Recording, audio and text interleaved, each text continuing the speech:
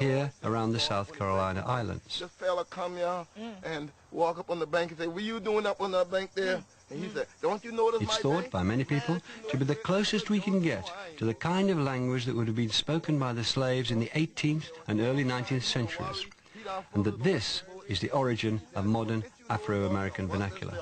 After John get off about 50 feet off, and John look over there, and he go on his boat, and he look, his boat done sank down. He start hollering, "Hey, help, help!" John said, "I ain't rough as that." We put together varying African words along with Elizabethan English and came out with something that sounded like a this year when Hona the Yeti we talk like a this. So sometimes people think maybe it's English, then they go, but not quite. There were Igbos, Mandinkas, Malinkes, Yorubas, Golas, Gidzi, Afik, Mende that were all kidnapped, captured, and then isolated together on these islands during enslavement. Once the slaves reached the plantations, they lived in cabins like these beside the main house. Here, many words that came into Gullah from African languages have found their way into standard English. Words such as banana, which comes from a Wolof language spoken in Senegal, and voodoo, traceable to an African word for spirit in the language spoken by the Yoruba people. Other African words which have entered standard English include the animals zebra, gorilla and chimpanzee, the musical terms samba, mambo, banjo and bongo, and the food and plant names guba, meaning peanut, yam and gumbo, meaning okra. African compound words were translated, giving English terms like badmouth, and nitty-gritty originated as a term for the grit that accumulated in the bilges of slave ships. As well as vocabulary, Gullah employs some grammatical features that differ from standard English. If someone say, "Hona the going for do that," I be done do 'em. Okay? So they're asking, "Are you going to do it?" I already did it. And I did it a long time ago, essentially, is what you're saying. I be done do 'em. I done do that. You see? So if you hear somebody say, "I done do that," that means they did it and they did it a long time ago. And why are you asking me it? Oh, again, basically. So it's a lot more going into it. So if someone said, "Well, Hona the going over there," Hona done yet, they say, "You the going over there." I be done yet that. But it done do that too. But I didn't go in there, but they ain't be did it. Why Hona ain't be did it? When I be did it, Hona ain't be did it. You see? So it's like, well, you were going over there. Yeah, I already went there. But when I went, you weren't there. But I was there. But you're right. I wasn't there when you were there. Phrases like these have a rich and economical expressiveness. In other ways, Gullah and other black Englishes have stripped down their grammar. They drop verbs like is, use don't where standard English says doesn't, and omit the apostrophe and s that standard English uses as a sign of ownership. This kind of simplification is common when languages meet and emerge as a new hybrid. It's exactly what happened when Saxons and Danes dealt with each other in England in the 9th century and changed English grammar forever. But in this case, the changes were mistakenly taken by many white observers as evidence that black speakers just hadn't got the intelligence to speak the language properly, that they were simply trying and failing to copy white speech. In fact, they were adding to the language. Now listen here, you know some people say they your friend and thing, but they ain't always your friend. Like that bird rabbit, that boy know he ain't nothing to him. You hear what I say? That cutter was slow motion and that bird rabbit just as slick as him wanna beat. But black speakers had their own tradition of performances that showed just how flexible and expressive their language was. They told stories, and they're still told today. And now Hong Tong come, row, row, row, row. And oh, I tell you, Brer Rabbit, he'll kick off and lickety split. Brer Rabbit is a direct descendant of animal tricksters who feature in African folklore. I say, Brer Rabbit, you to tell the truth about Cutter? He say, yes, sir, ma'am. I say, you lie, ting, ain't no truth in you. Ain't no truth in you, no way. But folktales weren't the only thing that fueled dreams of freedom. With English, the slaves had learned Christianity. White society thought it would teach obedience. The Bible became as central to the lives of the slaves as it had been to the first settlers in New England. But the message they found in it wasn't obedience, it was liberty. Once again, the Bible in English became the book of freedom. Yeah, Jesus calling. Who now want for gold? Yeah, Jesus calling. Whoa, who now want for gold? And he's calling for the sinner. Who now want for gold? Oh, children, who now better get ready? Jesus be coming back. Who now want for gold?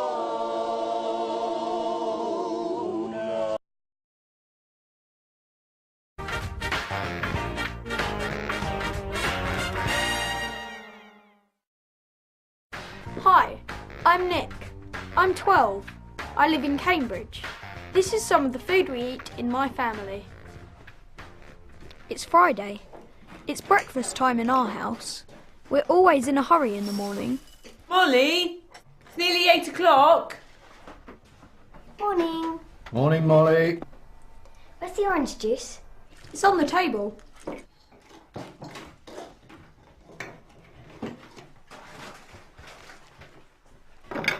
Right.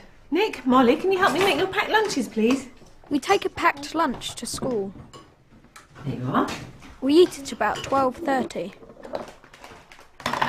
And some crisps. Juice. And apples. Can I have a banana, please? Yeah, all right. Thank you. Molly, your toast ready? Hurry up, Molly. It's nearly time to go. It's Friday evening. We sometimes have a takeaway for dinner. It's a special treat. Nick, Molly, it's time to choose your takeaways. Yes! Here are the menus. You can have pizza, Chinese, Indian, or you can have fish and chips. I want curry, please. Indian food's my favourite. Could I have fish and chips, please? Okay, I'm going to get the food. It's 7 o'clock and I am hungry. Is the order?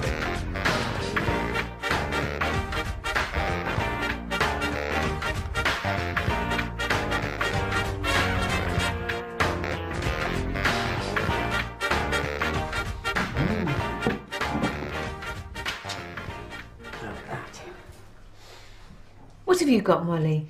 I've got vegetable curry and rice. Mum, can you pass the ketchup, please? There you are.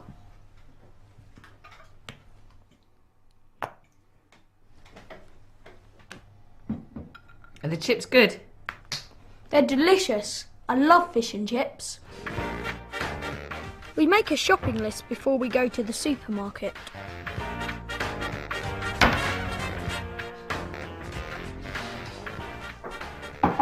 Got some tea, Jean? Oh, yes, please.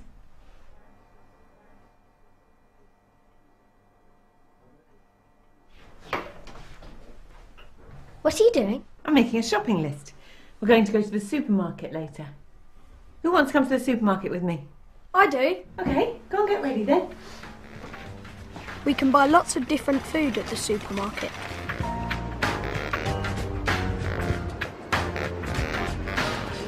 Nick, please can you get some cheese from the fridge?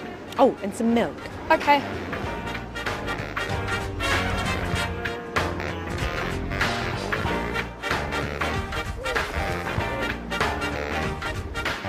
We're going to have roast beef for lunch on Sunday, so I'll get the meat. Dad's going to make a vegetable lasagna tonight, so we'll need some pasta. Can you get that, please, Nick? Yeah, okay.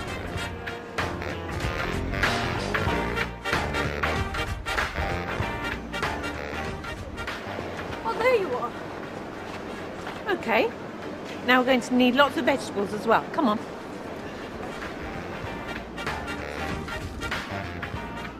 Okay. I think that's everything. I'm hungry. It's 12:30. Okay. Well, we've got some nice fresh bread, so let's go home and have a sandwich for lunch. Great.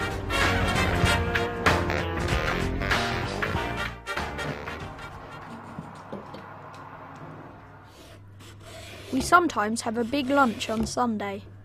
Today we're having roast beef and Yorkshire pudding.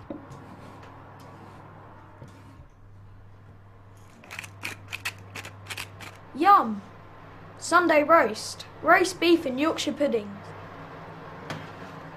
An apple crumble and custard for dessert. This is going to be delicious.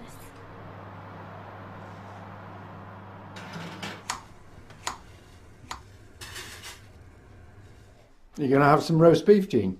Dad, you know Mum's a vegetarian. She doesn't eat meat. I know, Nick, it's a joke. There's a vegetable tart in the oven for Mum. Right. It's 1:30. Lunch is ready.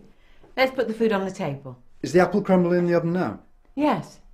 It's ready in 20 minutes, so come on. Right, here you are. Roast beef, Yorkshire pudding, potatoes, broccoli, carrots and gravy. And for dessert, there's apple crumble and custard. Yes, thanks, Mum. My favourite.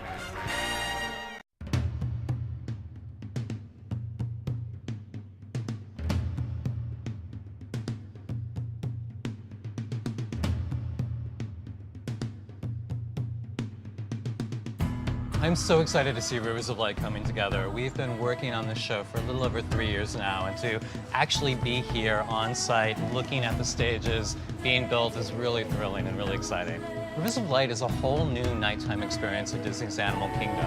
The show takes the guise of an ancient and timeless lantern festival, and it celebrates a beautiful mythology. In the ancient times, people believed that when animals passed from one world to another, they danced in the sky and created these beautiful flowing rivers of light, or as we know them, the Aurora Borealis. And that's really the heart of our story. We didn't want to do something that was a light show, because it doesn't feel like it's attached to nature. It doesn't feel as natural. So what is light that is natural? And we felt lanterns was the obvious choice. The idea of lanterns lighting up the night. The show begins with a really wonderful ritual. We'll hear an incredible musical overture, and these magical storytellers enter the arena from either side of the audience. They'll begin to light all the lanterns in the space in a very beautiful, ritualistic way. Moving fountains, water screens, lasers, projection, lighting effects, all come together and create something really special. I hope the guests take away the beauty of what nature means, how important it is to us, how it affects us, how we've been inspired by animals throughout our entire civilization. I hope they take away the essence of life, that every moment is a gift.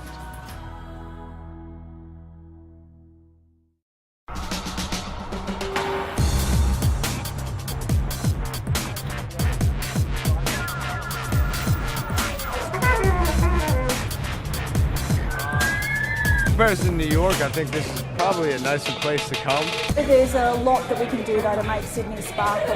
There's a few things that are missing in Sydney's story to make it truly the iconic global city of the night we want to be. We need sort of art galleries, craft stores, theatres, cabarets, small venues. I think coffee shops opening at night is a really good thing because you can pop in and have a coffee. There's lots of people doing that just here. Inside places like Westfield, Pitt Street Mall or around George Street. Something to do after dinner, something to do before dinner, different options that aren't in that same drinking environment. I'd like to see a lot more dancing. All right, beautiful Love ladies, dancing. how are you? Are you dancing? I'm dancing. The thing I don't like about Sydney's nightlife is drunken yobs. Men who are sort of out on the piss and trying to have a good time but imposing their good time on other people. Love to sit down and have a drink and get Maybe later. I'd like to see a lot more random moments in Sydney too. People have been telling us that we do fantastic large events really well in Sydney. Vivid Sydney gives us an opportunity to leave the house and hang out on the streets with a whole bunch of other people. If you want to light something up or, have a great big market or street party, Sydney does that really, really well. Normally we wouldn't come into the city at night time, but for a special event like this, absolutely. Sydney doing this at night, the atmosphere seems to be a lot more relaxed. There's a lot less tension, maybe a good way for people to get out of the office and come down and use the harbour. Now, I certainly feel relaxed and I've been in the office all day. People want diversity. They want later everything. They want later retail, they want later dining, later cultural institutions, more options. You definitely don't need to go to a bar at night in Sydney to have a good time. We come here and play basketball. We've got mates who play soccer and basketball and netball and boys, girls, mixed comps. There's tons to do at night in Sydney. 12 hours a day at a desk, good to get out and stretch the legs. At night, what I'd like to see more of is more of these sort of quirky little centres. I wouldn't say that there's any particular secret to success of a place like Good God. For us, that late night economy has been our environment. We don't need to close at 12, we can open till 6. Who doesn't want to enjoy themselves a bit past midnight? On Oxford Street, Paddington, near the Verona Cinema, you've got this interesting mix of some bars, a cinema, 2 bookshops, and you've got a real diversity of age populations doing all sorts of random stuff. Most people just don't know that you can do these things at night. Right through central Sydney and even the surrounding suburbs, there's a lot of things going on and they're safe to do. Bookshop's open, the record shop's open, go and see film, everything. Grab a gelato, it's great. The one issue at night is that the public transport's not quite there yet. They're working on it, but it could be a little bit better, and that could be a major improvement for Sydney. Better transport access for people who are living on the outskirts of the city itself, who wanted to come to the city to party on weekends. As new entertainment districts or economies are introduced, then certainly the taxi or the transport industry needs to be integrated into that planning. What we really need to do is fill in the gaps. And those gaps are those smaller scale, intimate events in unused spaces like museums and cultural institutions, all those spaces in Sydney at night that we don't use. That will bring people into the city to see those things in the later hours. The more people that come to the city, the more visitors we see come into the city, the more people that wander around and do their shopping, that will encourage retailers to stay open. To become a truly global city, Sydney needs to work out how it can cross the day into night and continue it through the next day safely and enjoyably. Be able to find a gallery, a good cabaret or a good restaurant whenever you want it. Because hey, people have busy lives. If we're going to need to work till 11 p.m, we want to get out of work in the city and be able to find something to do. In 20 years' time, I hope we have a nightlife that's vibrant and diverse and one of interaction. I think there's microcosms that are existing across the city where we're getting it 100% right. Places like the Midnight Shift are exactly like that. Sydney's definitely alive and kicking. So many other places that just don't cut it. Here the shows that go on, especially Midnight Shift. Now I don't really drink, and I'm here to see the shows, meet new people, meet up with old friends, and have a great time. We love our food in Sydney, and people are telling us they want to be able to eat late at night, so it's about giving Sydney-siders and all of our visitors the opportunity to get off a flight at 11 and know a kitchen's going to be open and waiting for them, and they can get world-class cuisine here. The smells of the restaurants, you know what I mean, and the coffee, and then it's amazing, I love the city at night.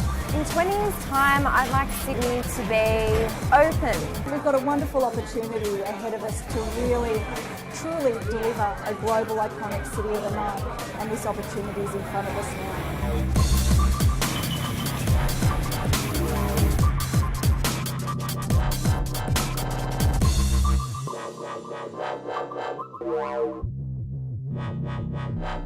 Good evening and thanks for being here. We hope you got home okay. We begin tonight with a record-setting snowstorm that we'll be talking about for years to come. With all the problems, crashes, delays, it's a day many of us would rather forget. Crews clearing the roads tonight say the snow fell incredibly fast out there today, and of course it's still coming down. We'll have this enduring image from the storm of 2016. OC Transpo buses stuck on the road, dozens of them backing up traffic and stranding passengers all over the city. A remarkable scene on the Queensway this afternoon. A bus spinning its wheels on the ramp at Carling. People got out of their cars with shovels to help get it going. A few of the many problems tonight. The articulated OC Transpo buses unable to drive uphill, stalled at dozens of locations right across the city. School buses canceled across eastern Ontario and West Quebec. In some places, schools were closed altogether. And at the Ottawa airport, flights backed up, many canceled, especially to destinations on the eastern seaboard. This is what it looked like at the Mackenzie Bridge station at the Rideau Centre earlier today. OC Transpo passengers crammed in, waiting for buses that were late or never came. We have extensive coverage tonight, starting with CTV's Matt Scooby, who is at that station. Matt, it has just been chaotic for transit riders out there tonight. Yeah, Graham, chaos is probably the best word to use to describe it. It's not nearly as bad here at the station now as it was earlier, but we want to give you a sense of how bad it's been. We want to bring and talk to Annie here. Annie, how long have you been waiting for a bus so far tonight? Since 3:30. And where are you trying to get to? I'm trying to get home to Richmond. And how frustrating has that been for you waiting for this bus? It's very frustrating and very cold. They've canceled 3 of our buses, and we're hoping the 4th one will come. Again, good luck to you, Annie. Good luck. I know there's a couple other people here waiting, trying to get home on that bus to Richmond. That's Graham. That's one of the cases that we've talked about. But it wasn't only here and for OC Transpo passengers. There was also traffic tie-ups all over Ottawa today, including in the Byward Market, where I was at one earlier today. Have a look at this. We're at Dalhousie Street now in the Byward Market, where, as you can see, it is just a mess right now. We have one bus that's jackknifed at this point. We have another bus as we have a plow coming by as well. There's another bus that's right at the corner of Dalhousie and Rideau Street. And then there's another bus actually around the corner on Besserer, which you can see there at Besserer and Dalhousie. A third bus stuck. What's happening to traffic is that it's down to one lane no matter where you go. Now the plow is just coming by to try and hopefully make traffic and get everything through. But as you can see, if you have a look down Dalhousie right now, that traffic is backed all the way up, all the way down Dalhousie, and all the way past the Byward Market. If we go back York Street, we're talking about traffic backed up all that way. So this is the first that we've seen of a plow here on Dalhousie Street. We've had some police that have just arrived on scene as well. We've seen a couple of cars get stuck trying to get around. It's been a very dangerous situation at this point, but hopefully it does get cleaned up at some point and drivers are careful. So again, we have some traffic moving now as the plow is clearing the road, but it is, again, another example of just how messy conditions have been today. So again, as we talked about earlier, we had that situation in the Byward Market. It is not as bad. It is still snowing and the wind is still quite bad, but we heard 2.5 hours, some waiting for a bus. We also had a chance to talk to some other riders earlier today about their experiences on OC Transpo. Have a listen. This South Key to come here, number 1 bus, 1 hour. So it's a cold wind. I'm standing the bus stop, 45 minutes standing, then bus come, then I come to here. Are you concerned at all about being on the bus in this kind of weather or what? Kinda. Why? Well, there's a lot of snow and I'm afraid that the bus is going to get stuck. I should have had at least 1 or 2 buses pass by now. Are you concerned? There's a couple buses stuck around the corner. I saw that. I did. Are It's you worried about impressive. We'll see. I'll go on for the ride. So as we talked about, so they've had some issues. Drivers have been having some issues. Graham, this is just the start of this coverage. We're going to actually walk down to try and see what the traffic is like now as people try to get home from this drive. So still lots more coverage. Hoping to be back a few more times right through you with the newscast. Again, covering this very, very bad and record-setting winter storm. Graham. CTV's Matt Scooby live across from the Rideau Center. Thanks, Matt.